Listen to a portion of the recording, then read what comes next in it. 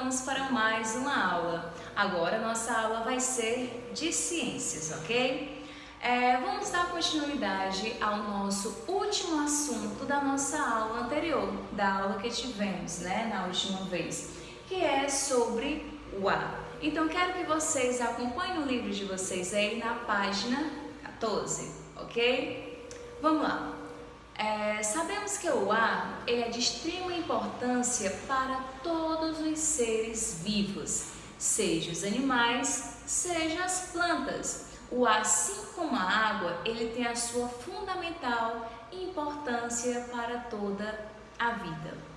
O ar, ele é invisível, não podemos ver, não podemos tocar, pegar, mas para sabermos que o ar existe, a gente sente ele no vento, porque o vento ele veio com esse nome de acordo com o ar em movimento. Então, quando o ar ele está em movimento, ele é chamado de vento, ok? Quando os galhos de uma árvore balançam, as roupas do varal vai para um lado e para o outro, aquilo é o vento, é o ar em movimento.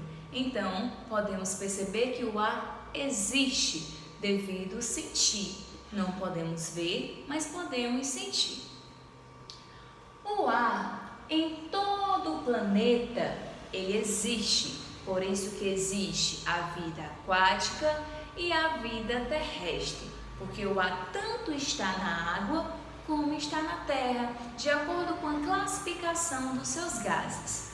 O ar, ele é formado por uma mistura de gases. E esses gases são nitrogênio, oxigênio e o gás carbônico, e também são formados por outros gases.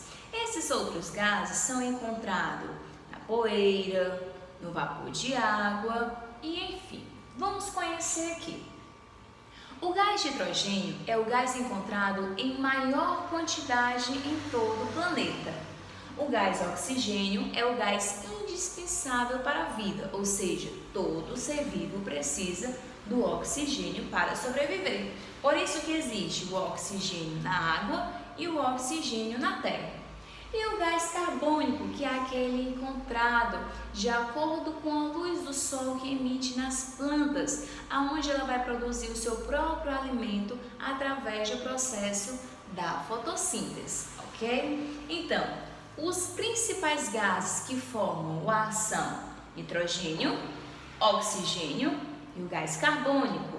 Nitrogênio, encontrado em maior quantidade, oxigênio, indispensável para a vida, e o gás carbônico realiza o processo da fotossíntese nas plantas, Vamos aqui. O nosso planeta, ele é revestido por uma camada de ar. Essa camada de ar, ela é chamada de atmosfera. Então, quando vocês ouvirem essa palavra, atmosfera, logo pensem, atmosfera é a camada de ar que envolve todo o planeta. O planeta possui 3 cores vistas lá do espaço: azul, verde e branco. O azul ele é encontrado em maior quantidade, que representa a água, encontrada nos rios, lagos, mares, oceanos. O verde representa a terra e o branco representa o ar, que essa camada de ar é chamada de atmosfera. A atmosfera, ela tem uma função importante no planeta. Ela regula a temperatura do planeta. Como assim? Essa regularização faz com que os dias não sejam tão quentes e as noites não sejam tão frias. Então, a atmosfera ela tem a função de regularizar a temperatura do planeta, ok? Vamos lá.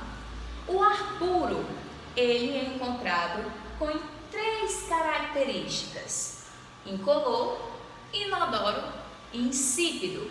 Incolor é quando ele não tem cor. Inodoro é quando ele não tem cheiro. E insípido é quando ele não tem sabor. Então, as características de um ar puro é encontrado nas 3 formas: incolor, inodoro insípido. Só que no nosso planeta, atualmente, estamos nos deparando no quadro de muita poluição. E essa poluição, ela é fornecida por nós, seres humanos, que somos os causadores. O ar, cada vez mais, ele fica poluído. E quando há muita poluição no ar, acaba afetando a vida de nós, seres vivos, das plantinhas, dos animais. Nós, seres humanos, acaba sendo afetados.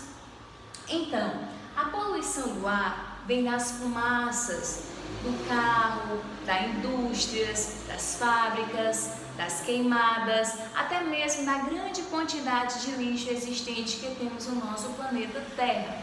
Tudo isso afeta o nosso ar, onde deixa ele mais poluído. E quanto mais o ar é poluído, mais o clima vai ficando quente. Devido a essa proteção, ela ser desregularizada.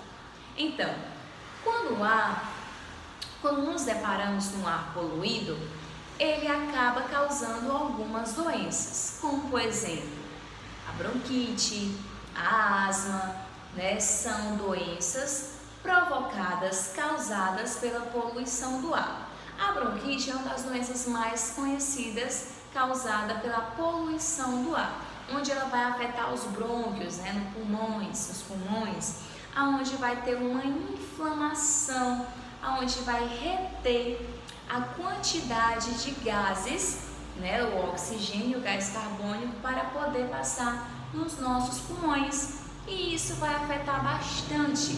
Então precisa-se haver o tratamento, e entre outras doenças também que citam no livro de vocês. Partindo daqui, nós vamos para a pressão do ar. Sabemos que o ar ele tem pressão. Como podemos saber que existe essa pressão do ar?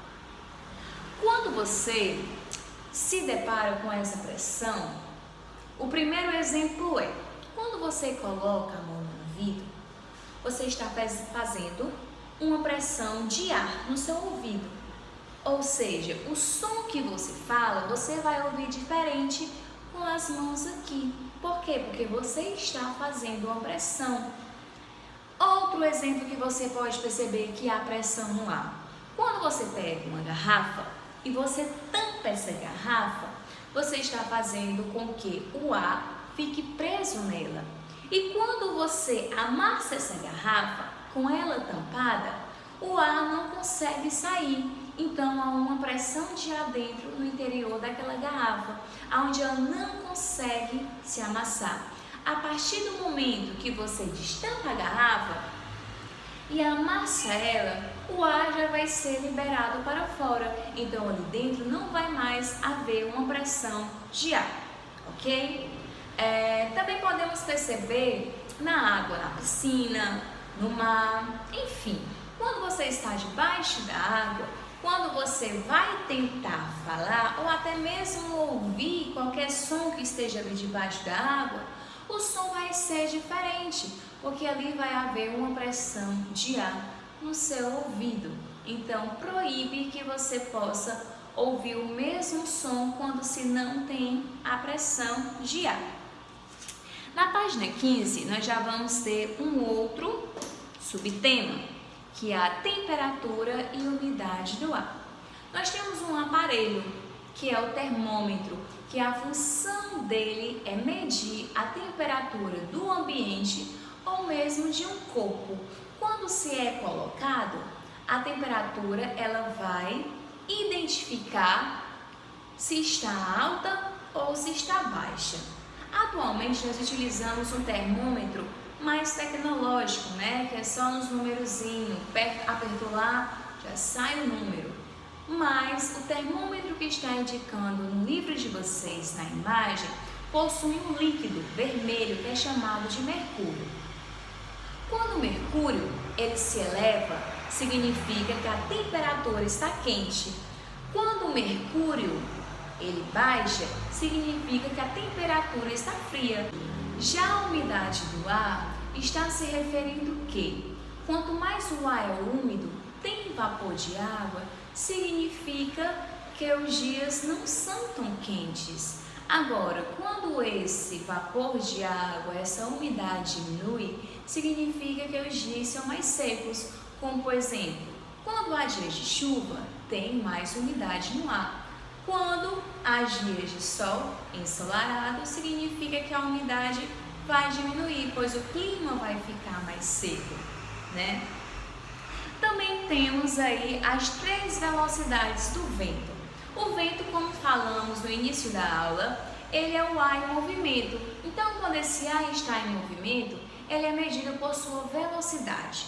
Como, por exemplo, quando o vento está mais leve, né? Chamamos de brisa, que é aquele vento calmo, aquele vento leve, aquele vento gostoso. Agora, quando o vento está forte, chamamos de ventania, né? Que balança muito os galhos das árvores, eleva alguns objetos para cima, sai do lugar, enfim, isso é a ventania. Agora, quando o vento é muito, extremamente forte, é o furacão, aonde causa, como é que eu posso falar para vocês? Ele causa destruição, onde ele pode desmoronar casa, derrubar plantas, postes, enfim. Então, ele vai causar uma destruição naquele determinado lugar onde ele ocorreu. Então, o vento é classificado em 3 velocidades: brisa, ventanias e furacões. De acordo com essa velocidade que o vento se encontra na natureza, o homem criou aparelhos onde possa indicar e medir a direção do vento, indicar onde ele está vindo e a sua velocidade. No livro de vocês mostram o anemômetro, a biruta e o catavento. Espero que vocês tenham gostado dessa aula. Pais, crianças, qualquer dúvida, chamar no privado que a gente resolve essa questão. A atividade ela vai ser realizada no livro de reforço, porque esse livro que vocês têm aí de ciências, que vocês acompanharam toda a estrutura, o contexto do tema, a atividade já foi realizada em sala e em casa como tarefa de casa, ok? Qualquer coisa é só vir falar no privado que a gente tira todas as dúvidas. Um beijo e um forte abraço.